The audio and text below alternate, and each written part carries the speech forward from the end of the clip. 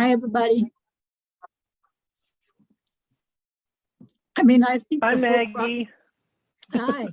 I think I'm eating, that's why I'll be on in a minute, but I'm going to finish my lunch. I think that, I mean, it started back when we first got computers. I don't know. I think some of you may not be old enough, but when we first got computers at work, and instead of writing up a memo, you send an email, because if you write a memo, you put it in interoffice mail, it goes over there, then you got at least a couple of days before they get it, reflect on it, and send it back. But not when you get email. You just send a click, you send an enter, and it's on somebody else's desk. And likewise, it can automatically come back on your desk too. And now we've even taken out those things that you're talking about. I liked going to meetings, because I'd go into a meeting and I'd see people that I haven't seen for a while, or that I liked working with. And it was nice to say, hey, how are you doing? And now you say it in front of everybody. Hey, Pierce, how are you doing? Yes. It's just, do you think we'll ever go back? I mean, I will see a little tell. bit of both. I will I think we'll see a tell. lot of both. Yeah. That sounds like another webinar, Maggie. Are you going to talk on that one? In the interest of time and probably giving Maggie a break so she can eat, we're going to talk about addressing provider burnout today. And we have two wonderful presenters that I'll be introducing. And a couple housekeeping items. We are recording, so make sure that if you don't want to be seen, your camera is off. These will be available on the New Mexico Telehealth website, I'm guessing a week or so from now. And please rename yourself as needed. I think it's been really great, as Maggie was talking about, to get to meet people when you go into the meeting. So if you'll be willing to put your name correctly in the system, and then throw in the organization that you're working for and anything that you wanted to gain today into the chat, we would be happy to see that. And then if you want to make sure that you are muted, we may end up muting you. Feel free to unmute and ask questions. There will be question and answers after both of the presentations, and I encourage you all to participate, but stay muted while the presentations are going. And then again, just a reminder, any questions, throw in the chat and we'll be happy to address them later. And again, we're covering addressing provider burnout with Pierce and Rick today. And I probably will introduce myself first. I'm Stetson Berg. I am the moderator of the panel. I'm representing the Telehealth Alliance today. I'm vice chair of the New Mexico Telehealth Alliance. I also serve as president of the New Mexico Healthcare Executives and treasurer of the Health Information Management Systems Society. And my paid job is I'm in charge of telemedicine as the program manager at the University of New Mexico. So it's nice to have all of you.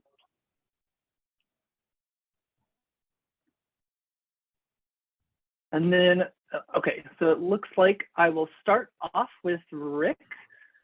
Rick Vinnay is a licensed clinical social worker and an employee assistant certified professional. He's the executive director of the Solutions Group, a EAP wellness programs, which works with Preston Levelis. Rick has worked in the behavioral health field since 1996, spending most of his time in EAP management. In addition to his administrative duties at the Solution Group, he provides consultation to supervisors, managers, HR professionals, conducts organizational interventions, leads workshops on a large variety of related topics. He's also earned his master's in social work from the University of Illinois, the Chicago campus, where he attended the Jane Addams School of Social Work, and he earned his bachelor's in science and mechanical engineering from Lawrence Technologies. And we also have Pierce Ferriegel.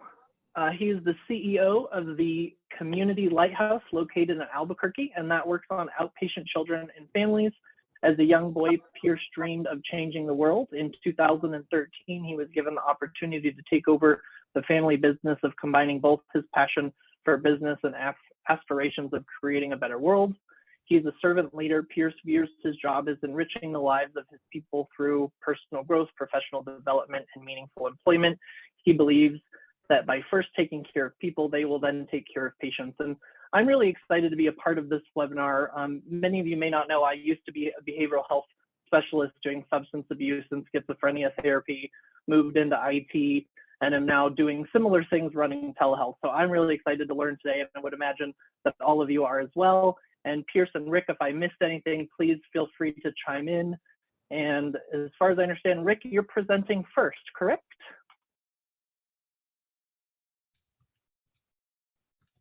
And while Rick unmutes himself, he's also going to share his screen. Yeah. Thank you all for being here today. I'm really, really happy to be here, and it's a topic that is, at the risk of sounding a bit cliche, it's near and dear to my heart. I think it's a really important topic to be talking about currently, and something that hopefully I can share some of my experience in helping others to address burnout. So let's see, I'm pulling up my presentation here. So can everyone see that? Yes. Yeah, great. All right, so without going into too much detail, so I am the executive director of the Solutions Group, and we provide employee assistance program services and well-being or wellness services to about 70 client groups. So it's a benefit that an employer pays for. They pay for it. We invoice them on a monthly basis, a flat rate, and then we provide many services to help their employees with their well-being. So one of those being counseling, short-term solution-focused counseling. If it turns out to be something that's longer term, then we would refer that employer client out to a behavioral health provider within the community. Could be Community Lighthouse or maybe another community service out there. And so we work a lot with employer groups, and we also, probably our biggest account is the organization that owns us, which is Presbyterian. So we work a lot in the healthcare facilities and the clinics, helping providers in any way that we can, pretty much any way, shape, or form. So within that context, I wanted to talk a bit about burnout and looking at it in the context of the healthcare profession. So just a brief background, what is burnout? Probably many of us here have heard of Maslow's burnout inventory.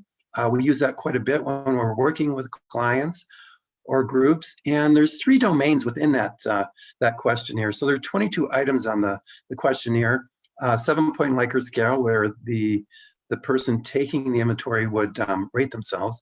So those 3 domains that they look at is depersonalization.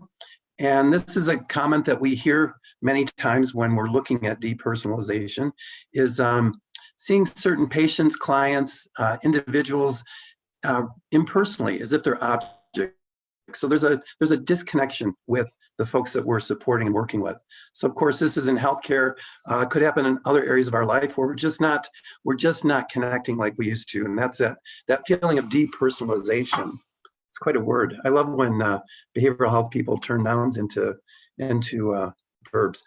The second area is emotional exhaustion. So just feeling emotionally drained. Of course, COVID has added a whole other layer to all 3 of those domains, but probably especially around emotional exhaustion. And then a sense of low personal accomplishment. This is where it's kind of, you're just getting through the day, not feeling like we're effective at what we're doing. And it's probably no surprise to any of us here that in the healthcare industry, we're at real high risk, I think, for our healthcare providers, not having that same sense of personal accomplishment that they did at one point, for many different reasons that we don't need to get into right now. But you get the picture. So these are the 3 main areas where we see burnout showing up in someone's life.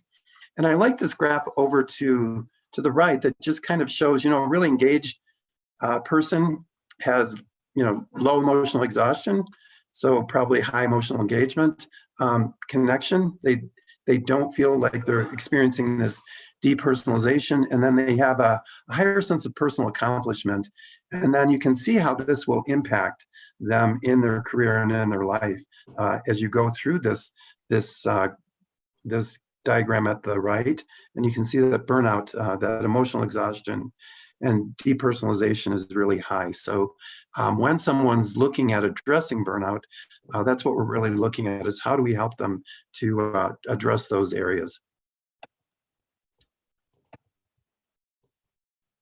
So these are risk factors, and I don't want to spend too much time on them, but I think, they're pretty self-evident. These are risk factors for burnout, of course. Work overload, feeling like we've got more work than we can possibly accomplish. That's happening more and more these days, especially in healthcare. Lack of control.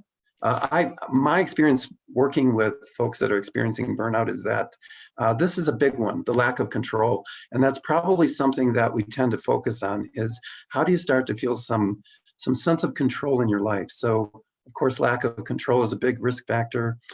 Insufficient reward, not feeling that same level of engagement, not feeling like we're sensing that same level of reward at the end of the day. And of course, for a healthcare worker, that's a really important motivator. It's why most of us get into the field of helping others is we have a sense of reward at the end of the day, like we've made a difference. And when we don't have that same sense of reward, then that can be a huge risk factor. Lack of fairness. Feeling like we're not appreciated is probably one of the main ways that I see that people will feel like things just aren't fair. Something that we hear with healthcare workers is initially there was this outpouring of thank you and you're heroes and all of those sorts of things, and now they're not hearing it quite as much. So it feels like they're being asked a lot. They're being asked to do a lot. They're being asked a lot of what they can do, and sometimes not feeling like they get the same attention or reward for what they're doing. So that can look like a lack of fairness, lack of community involvement. Is there the same level of involvement from the community? And then conflicting values. Right now we're at crisis standards of care, and that can create a huge conflict in a value system for a healthcare worker, of course. This is where we look at some of the things like the moral fatigue and feeling like we're being asked to make decisions that maybe aren't something that we're as comfortable with as we'd like to be. Effects of chronic stress, just briefly, I just wanted to whoops, I jumped ahead one. Just wanted to, I keep jumping ahead, sorry. What's happening is my panel of attendees is covering up my screen. So got it back.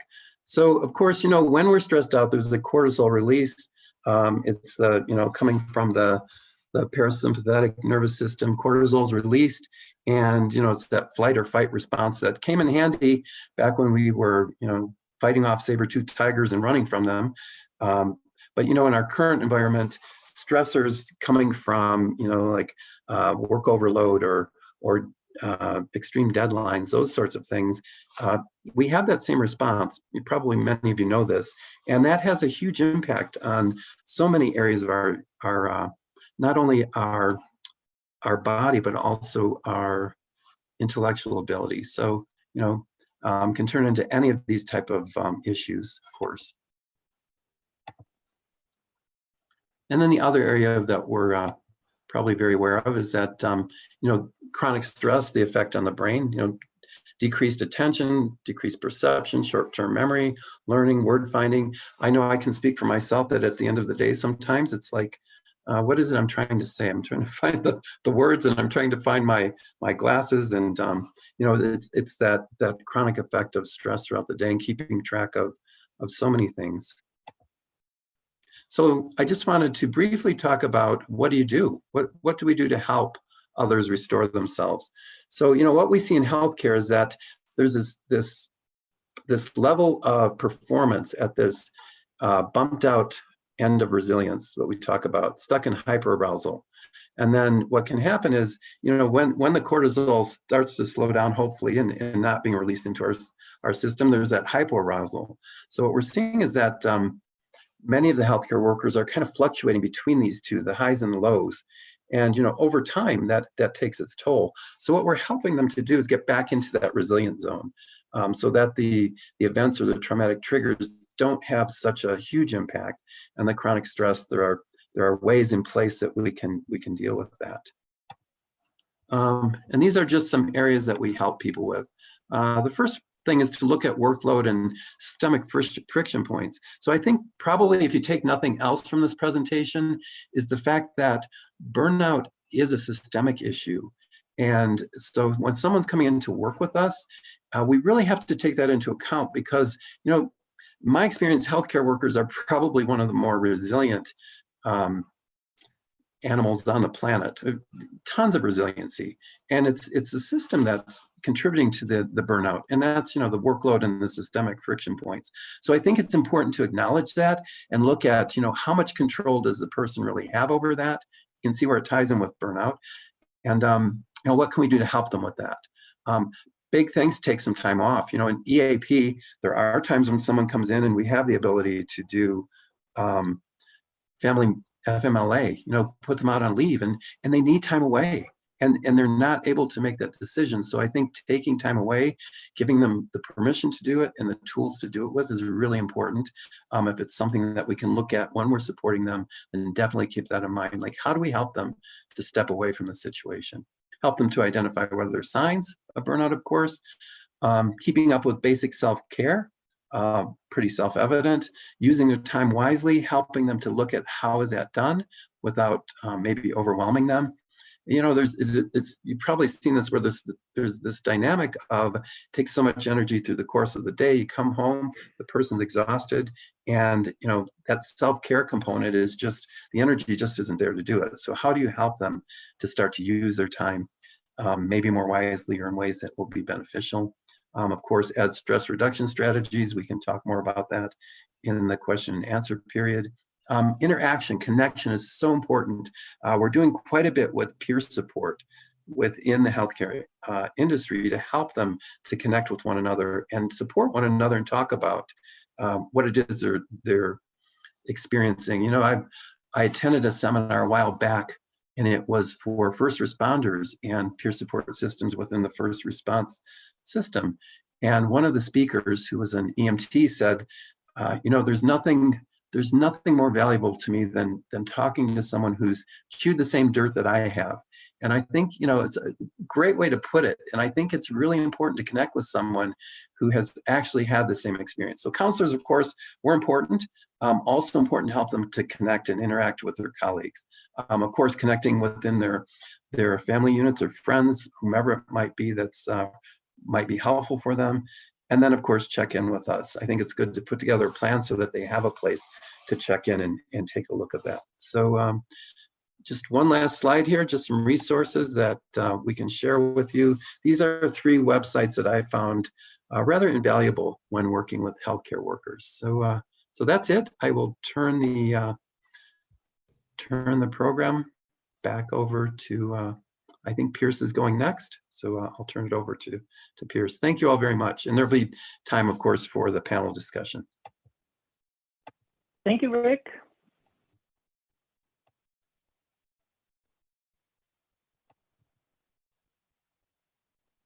Great, thank you, Rick. I think that was a great foundation for me to jump off from. Hopefully you all can see my screen.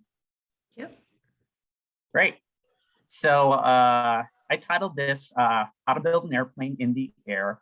This is something that my clinical director likes to joke about. And, in the mental health industry, we all like metaphors. So metaphors are always great. Love metaphors. And this is very much how I think it's felt for all of us during the pandemic, right? Our businesses, our clients, our community, it's already running, but we're having to redefine who we are and how we do things without letting the airplane crash. And so I'm going to do just kind of a briefly talk more about, my experience and our organization's experience and our people's experience, and a little bit more about what it has been like dealing with telehealth, dealing with burnout, and more specifically, how we are trying to focus on the positive, which is building resiliency, right? The opposite of burnout is resiliency. So how do we focus on continuing to be more resilient?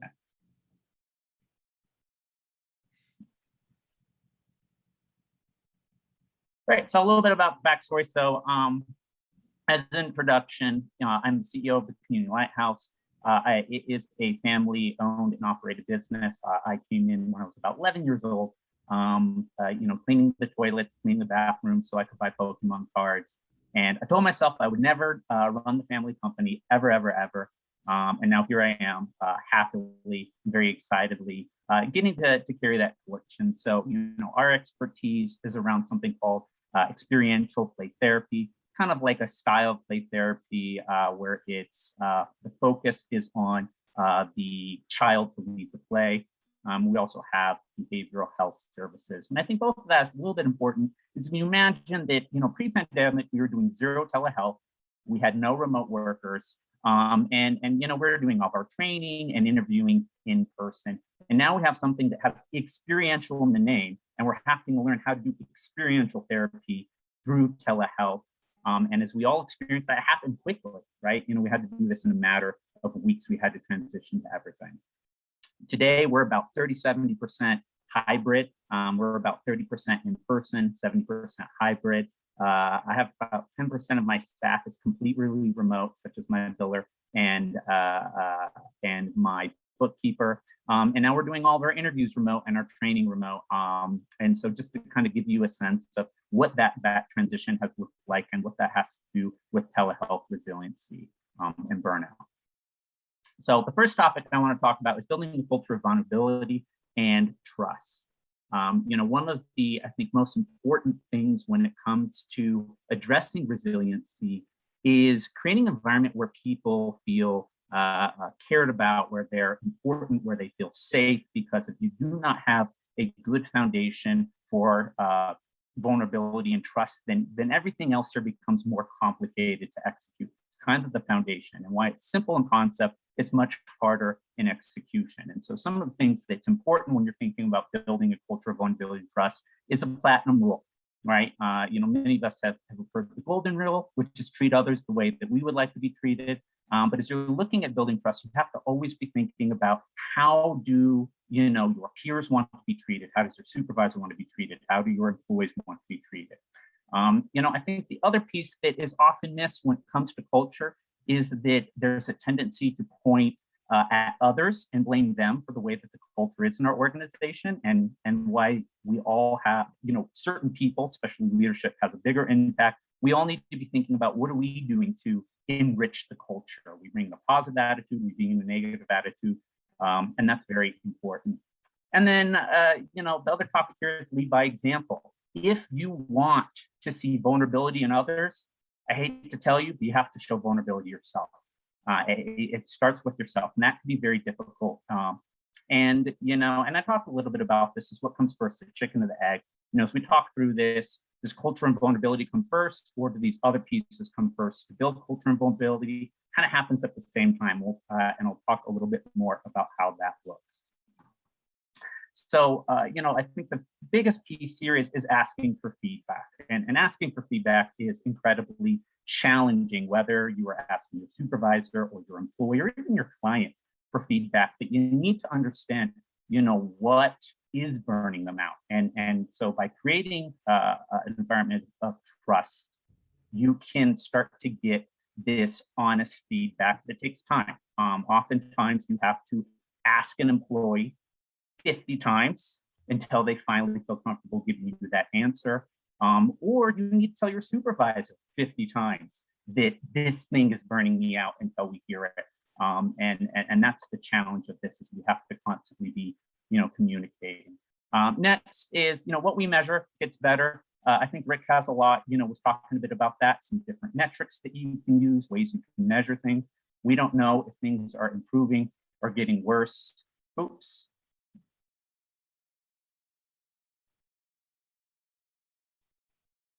Try that again. Booted myself out. Sorry about that, folks.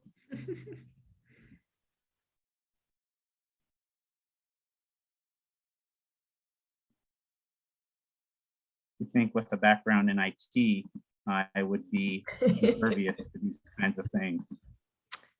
That's the fun Great thing recovery, about Pierce. technology. Yeah. Great recovery. Oh my. Okay.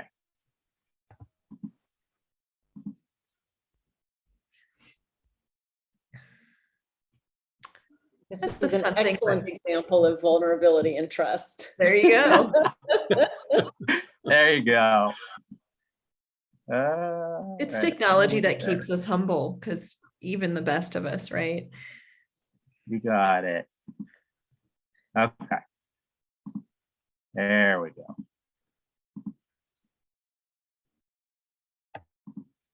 Let me find my spot. Cool. So what we measure gets better. And then I think last is, when we're talking about feedback, we're talking about measurements, we're talking about, resiliency. I think what's really important is to know the difference between a lead indicator and a lag indicator. And I'll give you a really good example. A lag indicator is things like burnout and or turnover. The problem is it's usually by the time that we're measuring burnout, usually by the time we're measuring turnover, it's too late, right? And so, one of the things that we've had to learn as an organization is what are lead indicators? What's the data that will tell us that, people are resilient or aren't? What are the things that we're doing and how do we measure that? And I'll jump a little bit into I'll jump to the next slide, which is resiliency questions. And there's a million different ways that you can do this. There's no right or wrong way, but these are 13 questions that we have been using. I know that Rick also probably has a wealth of resources if you're looking for specifics here, but we basically sit down with our people once a quarter, have them scale us on 1 to 10, and then measure it from program to program, supervisor to supervisor, and quarter to quarter. And with one set of data, it's hard to really see anything, but if you start going from quarter to quarter, you can start to see some trends. What are we doing well? Where do we need to improve? And instead of waiting for an exit interview, we can start getting this data, before, the first quarter after they've started. And this has been for us as an organization so powerful. This has really helped us focus in on what our people want, not what we think we want. Now, whether you are in charge of an organization, you're a supervisor, or you're an employee, if your company is already doing something like this, great. Give them honest feedback. Try and build that culture of trust and vulnerability, and really advocate for your needs. If your company is not doing this, say, hey, we need to be doing this because it's going to make me stay longer. It's going to make me more productive. It's going to make me do better work with my clients. And so, wherever you're at in this journey, I think it's really important to be moving towards improving and working on these systems that we can really, drive these lead indicators of how our people are doing. And then last but not least, one of the biggest, things we've learned through the pandemic, these questions, is that productivity is a massive burnout right now, right? You have multiple EMR systems. You're like trying to manage technology like me, right? My heart rate's raising because my presentation has just shut down. And, and why technology can really support us and be more productive, it can also be counterintuitive and set us back. And whether that's doing paperwork, getting that done on time, we're finding is a massive piece to why people are burning out, because it's like, look, do all the responsibilities you had before telehealth, also manage these 6 new processes, these 6 new systems you never had to manage before. And so really, making, and so there's a couple ways I think to easily address that. The first is to eliminate, always be thinking about in your personal, and professional career, as well as, for your team, are there things that we don't have to be doing? We don't even know why we're doing it. We're just doing it because we always did it that way. Automation is huge. We're seeing huge gains here. Technology is finding ways for us to get rid of the stuff that doesn't have to do with connecting with people, which is great. We all love connecting with people. Let's get rid of that stuff that is tedious and time-consuming and repetitive. And then delegate. This one is funny. I've seen in my own clinic where I have clinicians that are like, well, I feel bad giving the admin work. And it's so, I think their heart is in the right place. That's like, look, I need you spending time with a client, doing therapy, doing this very specialized skill that you learn. We have an admin team who loves taking the administrative tasks. And so whether that's delegating down or delegating different directions or even up, I love it when my people come to me and say, like, look, I really can't manage this project right now. Please help me. Absolutely. I can do it, or give you the resources. Last piece on improving productivity is prioritization is huge, right? This is a really big part of productivity, which is if everything is a priority, then nothing's a priority. So learning how to put first things first, as you're managing these, managing the stress, managing the workload, managing these telehealth appointments. So the two huge books that were major inspirations and have helped, not just in this presentation, but me as a leader, I think you might be interested if you want to learn more, is Dare to Lead by Brene Brown. All of her work is absolutely incredible. She talks a lot about vulnerability and trust and how to build that, how to work through that. Really, really excellent tools there. And then one of the best productivity books I've ever read, which is Procrastinate on Purpose. And that's where the eliminate, automate, and delegate comes from if you want to know more about how to do more with less. Thank you.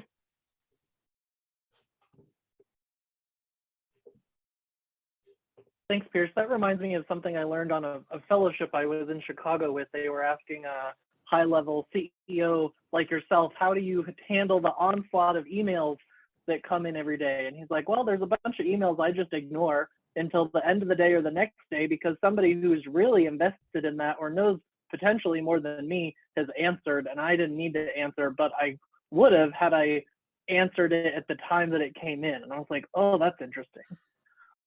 Yeah, that was a perfect example. Thanks for sharing. That's exactly how it works. And email is a good example of the time suck, right? Emails are such a great place for people to take your time. Rarely is an email, an opportunity for you to get time back. It's an opportunity for someone else to steal your time. And so, absolutely. This is Lisa Jackson speaking. And first of all, I just want to thank both of our presenters for really informative and thoughtful, very gracious presentations. I learned a lot, and I do have a couple of questions. And this is to either or, but primarily is as related to Rick's presentation in this particular question. You had mentioned, Rick, about peer support and cultivating this idea of peer support, which actually kind of touches on Pierce's thing too, which is that space of trust and vulnerability. I think there's kind of, alignment in that. But I'm just wondering if you have any suggestions, Rick, if people are interested in developing something like that, what might that look like? How could they go about doing that in their own organization? And I would open that up to you as well, Pierce. Yeah, I would say that I would say keep it simple because there's a lot of different models out there in peer support. And so, it can get really complex. I think peer support became really popular in the first responder field. And from those models, it sprung into other fields. And so I bring that up because at this point, there's so many different models out there. So I think it's important to kind of research, look at what you think would fit for your organization, and keep it really simple. We just do a basic 5-step model to, what is it that you're looking for in another person that might be struggling emotionally? What is it that you are perceiving in them? Then, preparing for that conversation, it's really important to know what it is that you're going to say and how you're going to say it, then having the conversation. And then probably importantly is, sharing your experience with them on, something that Pierce has talked about quite a bit is your resilience. Like what helps you to get through a day, and not in a way that's like, well, you need to do this, but to share that experience and say, you know what, I've had that same experience and here's what I did. So I think, something very basic. And then if the peer support person feels like they're getting in over their head, then to have a, behavioral health backup somewhere so that, it's like, well, here's a really good resource for you. And that's where, something like EAP or behavioral health providers can come, are really invaluable. So it's kind of a 2-stepped approach where you have the conversation as a peer, and then also knowing that if this becomes something that's more of a behavioral health issue, and maybe the peer support person might feel like they're getting a bit over their head, then what do I do at that point? How do I get this person the resources that they need? And I think it's important. What we're talking about is really building resilience. The opposite of burnout is resilience. And so how do you help that person to tap into the resilience that's there? and a peer support person can be really invaluable in that. So, so I'm not sure if Pierce had anything to add to that. He might have some other input. I think that's all great. You know, I'm actually I'm taking notes in my head. I think you have some great points, Rick, and we have something similar to that, which is we call a lead position, which is basically a way that we are developing people to eventually be leaders, and they often end up working as those peer support. You know, that extra step between, you know, management and the employee. And so yeah, that's the way that we do it, and it's great. You know, whatever you can do, you know, you have to do a tremendous amount of work to make it easy and comfortable for people to speak up for their needs. And so you have to do a lot of thinking about what fits your organization, how to make that work. But that's all I have to add. Thanks, Rick. Thanks, Rick. Thanks, Pierce. Lisa speaking again. And just a follow up to that, one of the things that stood out to me, Pierce, when you were speaking was this idea of the role of leadership and how important that can be in setting the culture of an organization, but also in relation to that, the importance of the staff and the team and their ability to communicate so that communication is happening in both directions. And I don't know if there's more that you want to add to like how you cultivated that. You touched on it quite a bit, but if there's anything more you want to add, I would open that up. And then of course, any other questions from the floor, please feel free to unmute yourself and jump right on in. Yeah, I can talk a little bit about that, and I'll speak briefly. It's called, the term is for leading up the chain of command, and that's something that I am borrowing from a book called Extreme Ownership.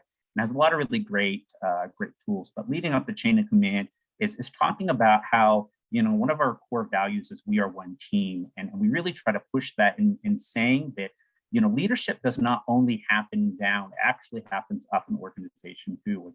One of the things I find very, very surprising about providers is they really rarely see themselves as leaders when they're some of the most phenomenal leaders I know. They're leaders in the community, they're leaders, you know, working with their clients, and you know, leaders need to know both, everyone needs to know how to both lead and follow, right? And so, you know, I think you might be surprised, you know, one of the biggest challenges I have is not getting enough feedback, you know, and so, you know, one of the biggest things I can say is if there's something in your organization, you know, something about your resiliency, something about your burnout that's not working, good God, please speak up, right? And there are ways that you can do that is constructive, and oftentimes I find, you know, people find they're not the only one. There are other people that are also experiencing the same things, and as a leader, it's so hard because there's so many moving pieces that, God, I need my people to help me focus in the right area. So when people are coming along and saying, okay,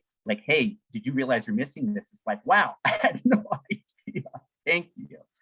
So yeah, that if you're interested in more about that, you know, leading up the chain of command, Extreme Ownership is an excellent book. So. Thank you, Pierce. Yeah, I would just add a bit more to that as well. You know, if you look at the risk factors for burnout, many of those, you know, like work overload, lack of control, insufficient reward, lack of fairness, lack of community support, conflicting values. So many of those risk factors, leadership has a huge role in addressing them. And in my experience, if employees, whatever, you know, organization or field they might be working in, if they don't feel like leadership hears what they're saying and is addressing those things, especially their lack of control, they feel like, oh, I have no control here, and no one seems to care what I'm experiencing, and that's a huge component that I'm glad you brought it up, Lisa, and I like what Pierce had to say, that, you know, it's something that we can't neglect. It's like so important, the leadership's role in helping the employee. So, because we really want to catch them before they get to burnout, don't we? I mean, it's like, and that's where I think leadership is so important. You know, it's something that we see, you know, we run wellness programs and employee assistance programs, and wellness is more about helping people stay in that zone where they feel good and they feel well and prevent burnout. And then employee assistance gets more into what happens when they cross that threshold and are feeling burned out. And in both both situations, it's so important. Leadership, it's like, it's the gold standard. If you don't have good leadership, then especially in a field where you're asking people to perform. And I have to say, in healthcare, everyone in my experience is wired to help. So I think leadership has to keep a pulse on that, to go, maybe we are asking too much of our employees, so that they can address it, because sometimes the employee doesn't understand until they've crossed that line. So really important for leaders to keep an eye on that, and to go, what is it that the employee is experiencing? And is there something that the employee might not even be seeing, to catch it before it gets to the point of burnout? So I wanted to add that I think it's such an important component. Thanks, guys. Yeah, thank you. It looks like Maggie has a question.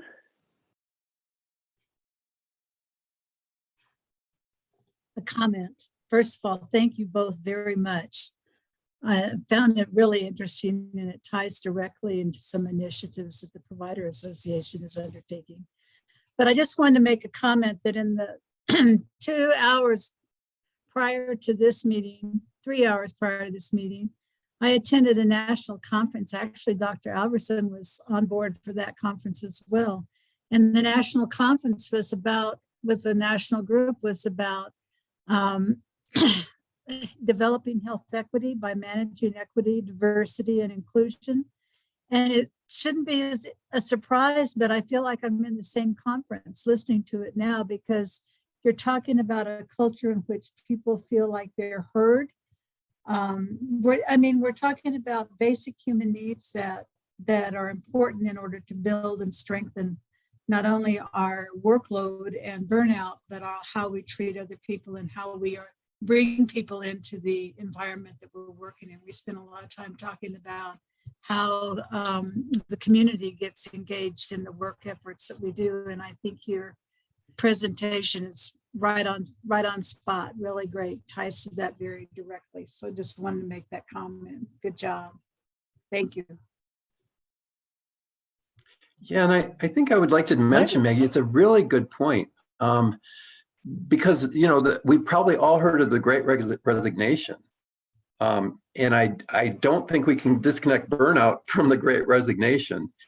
And so what we're seeing, and what I'm really pushing for as well, given our place within the organizations that we work in, is I think organizations, if they're not there yet, are moving toward and need to move toward a people-centered organization. What Pierce was describing. It's like, if employees don't feel like they're cared for and cared about, they have options. So I think if we don't address that, and equality and diversity is a big piece of that as well. There's another whole group that does that within Presbyterian, because it is an important piece, and it ties in with all of what we're talking about. Are we a people or person-centered organization or not? So great point. And along those lines, Rick, something that I learned recently was that a healthcare organization took their chief innovation officer and combined it with the chief diversity officer role, so that any innovations that are happening are not going to disservice or continue to disadvantage individuals who maybe need to be the focus now, or need to be at least considered when you roll out something new. And I know that's a tiny bit off topic, but it also is sort of resonating with me on how others are sort of lining up behind that same idea.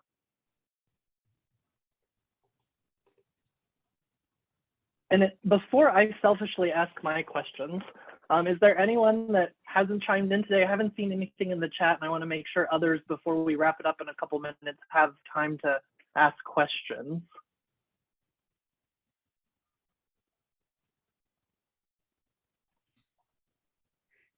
The one that I was thinking about was, is there any, and I may have missed it, anything specific to not necessarily COVID, but maybe this new work from home model? I know I'm just going to pick on most of the people that have joined us today. Their video is off. They're probably eating whatever they're doing, but I think it's often, to me, in meetings, when I'm in meetings with IT or finance, I find that a lot of people have their video off. They're probably more introverted.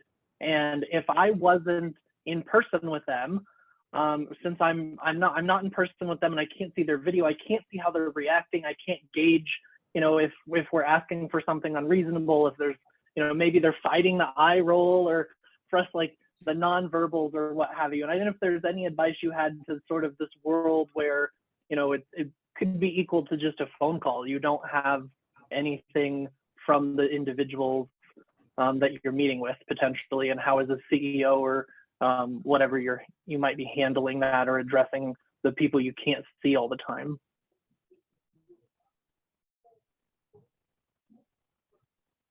Yeah, I'll jump in. I think that is one of the kind of challenges that we see, with technology and telehealth, is that you can go to meetings in your sweatpants, which is pretty awesome. And you don't have to do your hair. But there's also, when the video is off, there's a lack of connection in both directions. And so, in my organization, we require people to have their video on, because it would be like the same in being a meeting. And I think that there are occasional times when one of my team is like, look, I just can't turn my video on today, and we get it, right? Like, absolutely, we'll have those days. But, it really forces you to not only be engaged, but also makes it easier for you, for other people to engage you. And so to that point, yeah, I think that imagine sitting in a therapy appointment with your video off, right? That would be horrific. But I think that it's important to kind of think about that too, in the video format. And so, I'll be real blunt. If you don't feel like having your video on, then maybe step back and be like, should I be in this meeting? Should I maybe, step back or take a moment or take some time off, or not try to multitask instead of forcing yourself into a meeting with your video off?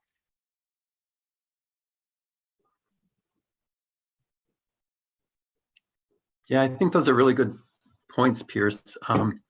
Is it, yeah, with the video off, I'm not pointing anyone out here in the meeting, but yeah, it's not the same connection. And I think right now it's maybe not as hard as it was at one point, but it's still difficult to connect with people. And I think seeing a face is really important. And also, along with that, the Zoom fatigue is real. Like it does take energy to be on a screen, and it does take energy. They've done studies on how much energy it takes to follow someone on a little cube one at a time, and trying to keep track of all that. And it's exhausting some days. The other thing I think is and I'm speaking for myself, with the camera off, I have more of a tendency to be distracted, which I think distraction is like another pandemic going on right now. I think we're so distracted. So with the video off, I can speak for myself, I'm even more distracted. So I think it's an important point. And working from home, it's a whole different type of isolation for people. It's kind of like, like you were saying, Pierce, that it's nice to be able to wear our sweatpants, but at the same time, it's nice to be able to walk over and talk to someone and say, I just had a really difficult client, and I just need to debrief for a moment. And it's just not as easy to do as it was at one point. So there are different levels of the whole, everything being done on video that I think we're all experiencing. And then, add social media to that. I haven't checked it in a couple of seconds, but anyway, what do they call doom scrolling? Yeah. I read an article this morning about a woman who stopped all of her social media apps, and she said there was body memory there. I'm like, oh my gosh. She said, I kept going, I kept going for my screen to swipe. And she said, I was like, oh, wait a minute, there's no app left. And she said it took her 2 weeks to stop the body memory and the muscle memory from kicking in. I was like, wow. So great point, you guys. Thank you. I want to add something real quick to what Rick said is, another practical tool is, we're not meeting at the water coolers anymore. So one of the things that you can do is take time to reach out to peers and take them to lunch, take them to coffee. And so there are still opportunities to find that physical connection if you are experiencing Zoom fatigue. So I think that's one little tidbit I found is taking a lot more time to be intentional about sitting down, reaching out with those people, and having that connection that I'm missing. Yeah. Yeah. This is Lori and Pierce. I think that's a really good point. And I'm someone who, I'm a project manager. So my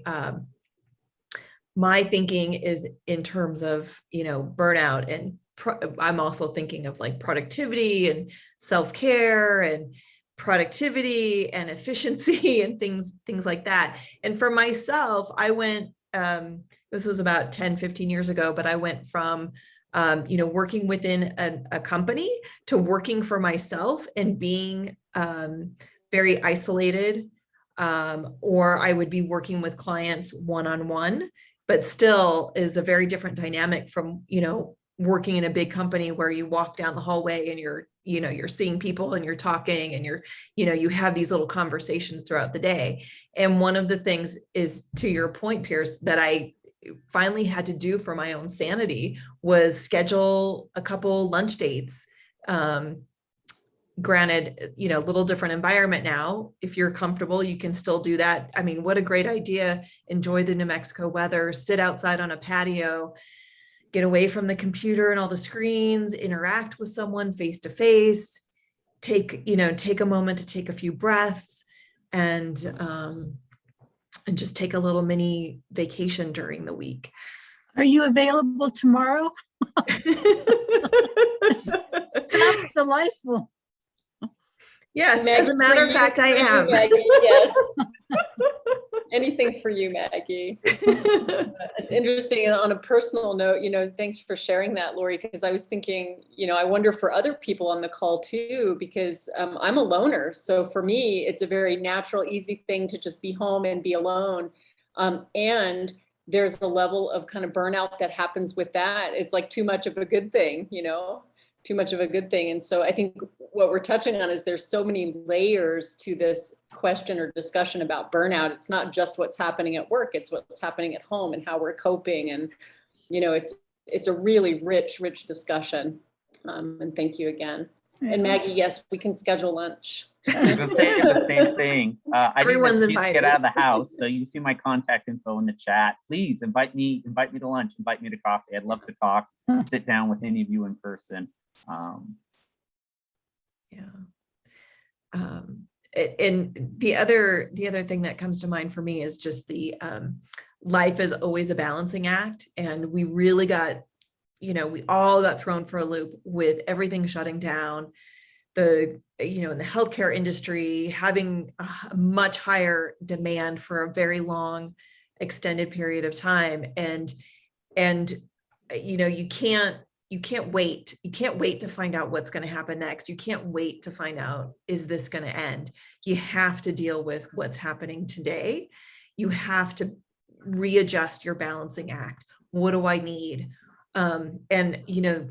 Working with a peer is such a great, brilliant idea, because sometimes you just need to get the words out, get the thoughts out, and have them reflected back to you, just to sort it out, figure it out. What is it that you need? What is it that's the cause of the burnout? What's going to support you? Excellent. Yeah, and I would just add really good points, everyone. And something that I've had to put into place myself is I have to schedule those breaks. Otherwise they don't happen. Like the end of the day comes and I go, oh, I was going to do a 10-minute walk. What happened? And it's like 7 o'clock, So I think it's important to actually turn those into more of a priority by scheduling them. And, I love the idea of scheduling lunch, and if it's in the calendar, then I do it. If it's not, then it's like, oh, the day just disappeared. What happened? And I think it's really a trap now with being at home. There are some things, as you talked about, everyone's talked about, where it's really convenient and it's really nice, but at the same time, it's like each day just runs into the other. If I don't schedule things, because otherwise, the day just disappears. So I just wanted to add that thanks for bringing it up. Yeah. And you touched on a key word there, Rick, which was prioritize. You have to make it a priority. Otherwise, it just, again, it slips into the next day. I have one more comment. May I make one more comment? Yes. I want to just say something about Pierce. I think he puts his money where his mouth is, because our association has several different opportunities for committees and work groups, and peer staff from different places in his organization are consistently showing up and contributing to that process. I mean, it's not that other people don't, it's just that it's so clear that the message they have is that they can do that and they can contribute and they can join. And it's really, I love it. I appreciate it, but I thought I would just bring that up as something that is real obvious. Thank you, Pierce. Yeah, and let me speak on that briefly. I appreciate that, Maggie. I honestly, as we speak about burnout, it's a great place to contribute to resiliency. My people getting to be part of an organization where they make an impact. I think that ties right nicely into it. And so that's part of the resiliency. So if you don't have your people in New Mexico Behavioral Health Providers Association or the Telehealth Alliance, shameless plug, get them involved. That'll help their resiliency. Yeah. And their skill set. Yes, love it. So Stetson, are you going to close this out? You or Lori? I sure will. I thank both of you for coming and all the wonderful questions that we had and all the thought that went in today, and appreciate just everything that happened. I don't know, Lori, do we have a final slide or anything? No, I just will say next Wednesday, we have one more webinar for this year, and it'll be looking at a report put together by the New Mexico Telehealth Alliance and Ankrum St. Vincent. They interviewed Northern New Mexico behavioral health providers related to telehealth, telehealth use during the pandemic. And what we'll be talking about in that webinar is what was learned. And there'll be several providers who will also be on the webinar talking about their experience. So I think that will, again, be a very rich conversation. Thank you. And that was a great report that funneled a lot of our work that we did over the last, 6 months to a year or so. So I look forward to that presentation as well. Well, thank you, everyone, and see you next week. Bye. Thank you. Bye, everyone. Thank you, Rick. It was a pleasure. Nice meeting you all. Take care. Be well.